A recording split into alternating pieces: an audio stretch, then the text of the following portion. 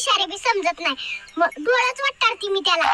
बावळट बुद्धीचा म्हणजे बाबू आहे मावा नवरा. मैशाईनी सासू दर रविवारी हटकून लय मोठं पाहुणे बोलवीती, म्हणजे मी दिवसभर काम करावं आणि त्यांच्या खाण्यापिण्याचंच बघावं 10-10 वेळा.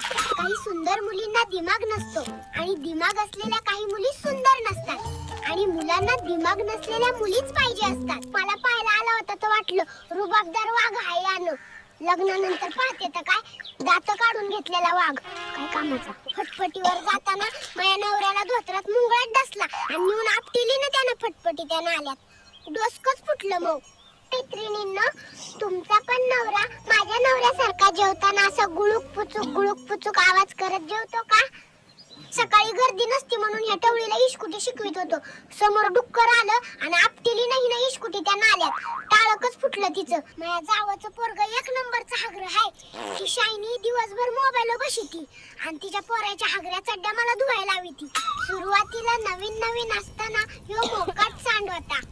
मग मी त्याला सुधरवलं आणि बैल बनवलं.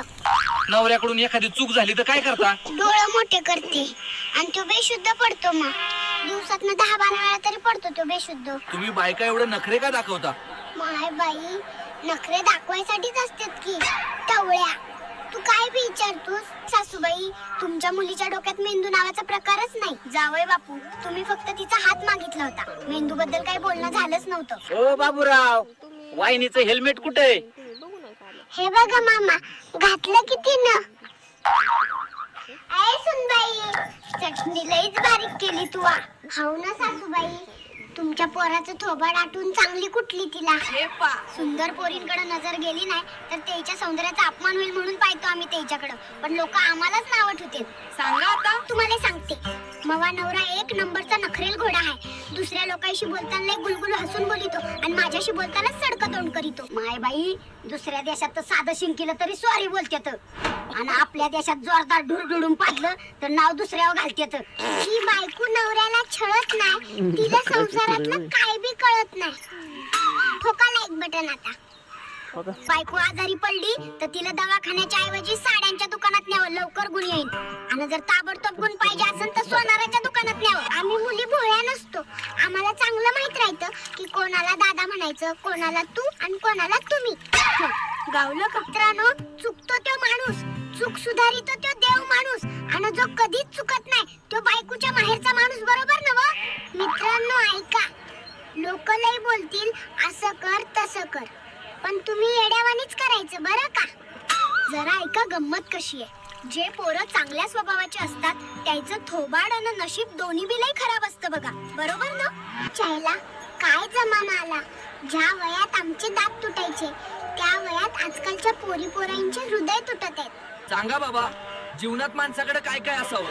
अरे पोरा, माणसाकडे सगळं काय असावं पण चड्डीत मुंगी नसावी कधीच. त्या देवाला वाटते की आम्ही दोघं काहीतरी करून दाखवू आयुष्यात आणि आम्हाला वाटते की देव काहीतरी करीन आमच्यासाठी, पण आम्ही तिघही काहीच करून नाही राहिलो. अरे मित्रांनो, माझ्या बायकोच्या इस्कुटीचे ब्रेक खराब झाले होते, आत्ताच नवीन घेतले विकत. हे पा, आता हे बराच काळ टिकतील. काही लोकांची इतकी जळजळ होऊन राहिली कारण मी तसा आणि तितका दुःखी नाही जसा आणि जितका त्यांना वाटते मी असावे. देखणी मुले पादरी असतात आणि जी देखणी नसतात ती ढेकरी असतात. पोरींसाठी दोनच पर्याय आहेत, नुसता पाडणारा किंवा नुसता ढेकरा देणारा. माय शिमा बघ की ते भिकारी कसं पाहून राहिलं, त्याला एक सामोशा दे ग. ए टवळे, मी काय भिकारी नाही, तू हे सामोशे घेऊन उठतिडून माय कारवाईती. आजकालच्या पोरींचे मायबाप लईच विचार करायले.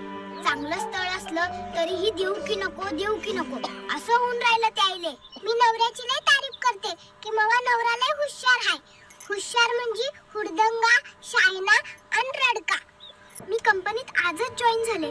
सकाळपासून लग्नासाठी 4 प्रपोजल आली कंपनीतल्या पोरायची, पण ह्याला माहितच नाही की मी मॅरिड आहे ते. एक पोरगी जॉईन झाली, 20 लाख पॅकेज आणि तिला कॉम्प्युटर बी चालू करता येत नाही. तिला महिनाभर तर तेच शिकविलं. कुठून येतात अशा पोरी कानुमाय? लोक फोनवर खूप मोठ्या विचारांचे आणि उपदेशांचं स्टेटस ठेवत असतात, पण प्रत्यक्षात ते स्वतः तसं वागतच नाहीत. प्रेम होणार असेल तर होईलच. डोक्याने कितीही नाना म्हटलं तरी हृदय नाही ऐकणार. धड